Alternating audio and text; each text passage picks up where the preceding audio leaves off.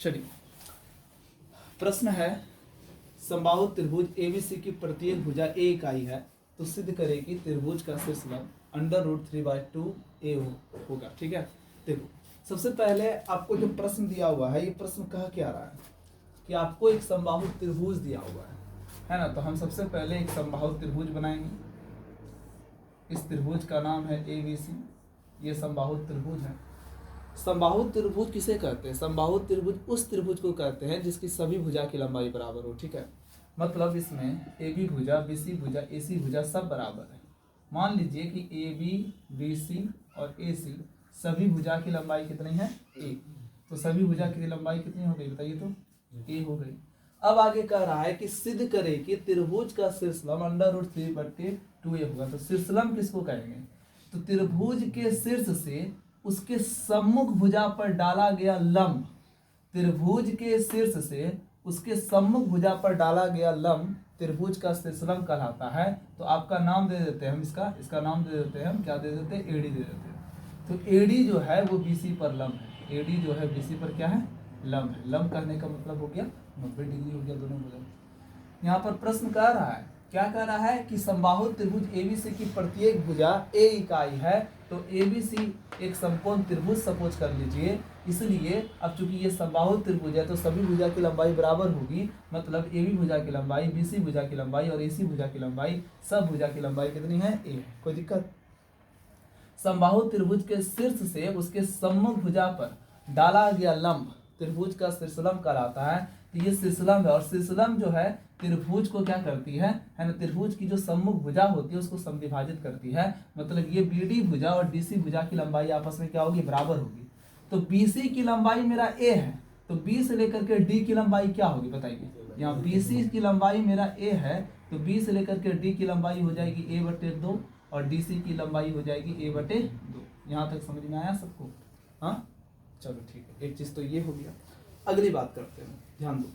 अब यहाँ पर आप गौर से देखो तो इस त्रिभुज में, त्रिभुज ए बी डी में है ना, समकोण त्रिभुज ए बी डी में है ना, कोण ए डी बी कितना डिग्री हो गया आपका? 90 डिग्री हो गया। क्यों हो गया ए डी बी 90 डिग्री? क्योंकि ए डी क्या है? बीसी पर लंब है। ये दिया हुआ है, पास में आ रहा है कि नहीं आ रहा है? और जब ये समकोण त्रिभुज हुआ तो 90 के सामने वाली भुजा कर्ण हो जाएगी। तो आप पढ़े हो समकोण त्रिभुज में पाइथागोरस प्रमेय जब आप लगाओगे तो क्या होगा बताइए? पाइथागोरस प्रमेय से, पाइथागोरस प्रमेय क्या कहता है बताइए? कर्ण स्क्वायर इज इक्वल टू है ना, लंब स्क्वायर जो आधार स्क्वायर। तो कर्ण कौन हो गया? 90 के सामने वाली भुजा कर्ण हो गया A B. A B square is equal to लंब कौन हो गया? A D. ए डी पर स्क्वायर कर दिए और आधार कौन हो गया? बीसी। बीसी पर क्या कर दिए? स्क्वायर कर दिए। कोई दिक्कत? अब देखिए 90 के सामने वाली भुजा ए बी है, ए बी की लंबाई ए है तो हम ए पर स्क्वायर लिख दिए। ए डी की लंबाई हमें नहीं पता है तो हमने ए डी पर स्क्वायर लिखा। और बीसी की लंबाई कितनी है? बीसी की लंबाई कितनी है? हाँ, तो बीसी यहाँ पर, बीसी देखिए ये इस त्रिभुज में आप काम कर रहे हैं तो 90 के सामने वाली भुजा कम, ये लंब और आधार आपका बीसी ना लिखा करके क्या लिखाएगा? बीडी लिखाएगा। और बीडी की लंबाई है a/2, उस पर होल स्क्वायर होगी।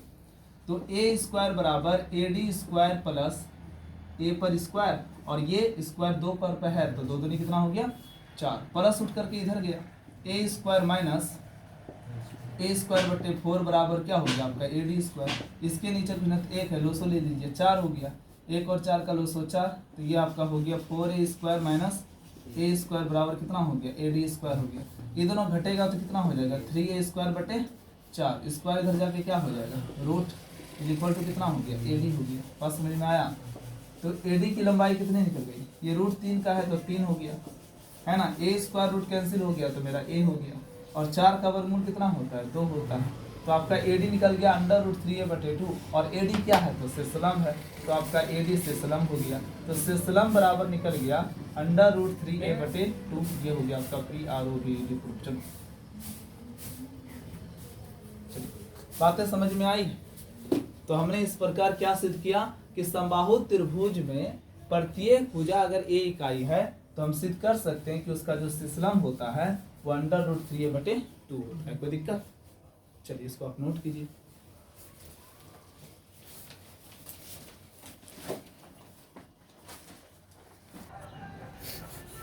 प्रश्न है p का मान क्या होगा, जिसके लिए बहुपद दिया होगा x cube plus 4x square minus P x plus 8 पूर्णतः x माइनस 2 से क्या है, भाज्य है ना। ये चीज x माइनस 2 से भाज्य मतलब पूरा भाग लग रहा है, और भाज्य अगर पूरा है मतलब भाग लग रहा है, इसका मतलब x माइनस 2 क्या है, इसका गुणनखंड है। जब भाज्य को पूरा जीरो कर दे, तब जो भाजक होता है उस भाज्य का पूरा गुणनखंड होता है, मतलब पूरा भाग लग जाता है। बस समझे, जब कोई भाजक भाज्य को जीरो कर देता है तब कहा जाता है कि वह भाजक उस भाज्य का गुणनखंड है। बस समझ में आया।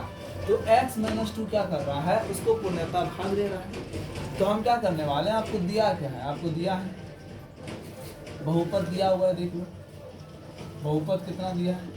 सपोज कर लो px बराबर x cube plus 4x square minus है ना px प्लस 8, और चूंकि ये इसका भाज्य है ना, इतना से पूरा भाज्य है, मतलब है ना, ये क्या कर रहा है, इसको पूरा भाग दे करके जीरो के बराबर कर रहा है। मतलब x माइनस 2 बराबर क्या है, जीरो है, और हम x बराबर क्या निकाल लिए, प्लस 2। अब x प्लस 2 का मान इस बहुपद में रख देंगे x बराबर प्लस 2 रखने पर, और जैसे ही x बराबर प्लस 2 रखेंगे मेरा किसका वैल्यू निकल जाएगा, p का वैल्यू निकल जाएगा। तो सपोज कर लीजिए, मान लीजिए है ना, सपोज कि बहुपद px जो है वो क्या है, x माइनस 2 का क्या है, शून्यक है, मतलब ये क्या कर रहा है, x माइनस 2 है ना, px को जीरो के बराबर कर रहा है। तो px का वैल्यू कितना हो गया, x cube plus 4x square minus px plus 8 बराबर जीरो हो गया। अब x का मान रखिए, तो 2 पर क्यूब प्लस 4 गुना 2 पर स्क्वायर माइनस ये px है ना, p गुना 2 प्लस 8 बराबर कितना हो गया, जीरो। सॉल्व कर दीजिए, 2 दूनी 4 दूनी 8, 2 दूनी 4, 4 चौके 16 है ना, माइनस 2p प्लस 8 बराबर कितना हो गया, जीरो। अब देखो 8 8 16 16 16 32 माइनस 2p बराबर जीरो, 32 बराबर हो गया 2p, p का मान निकल गया 32 बटे 2, कितना निकल गया, कौन सा option right, option number B right, सही है।